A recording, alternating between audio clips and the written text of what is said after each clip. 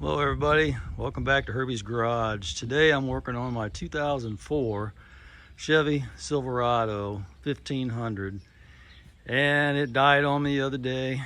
I was hauling some rock and I had to call a tow truck. It cost me $150 for the tow. So I checked for fuel pressure. I had no fuel pressure. I thought, well, it's about time. So I'm gonna go ahead and replace the fuel pump. And you can see right there, I put a brand new fuel pump in it, and it still didn't work. And it's a good Napa fuel pump. And there's the old pump. So I got checking it electrically. I got my meter out, and well, I found out I've got power, but I don't have ground.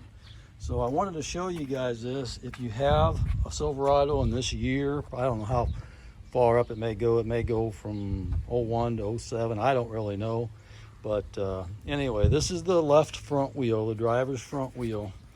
And this is what I found. Let me get down here.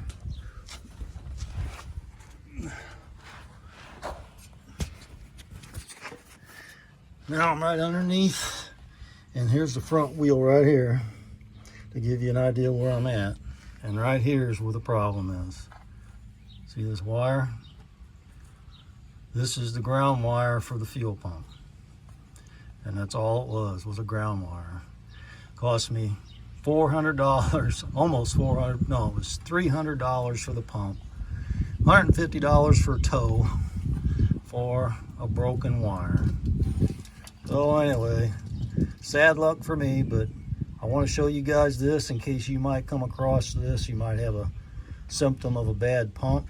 And anyway, if you're looking for a bad ground, that's the fuel pump ground on a 2004 Chevy Silverado. All right, thanks for watching, everybody.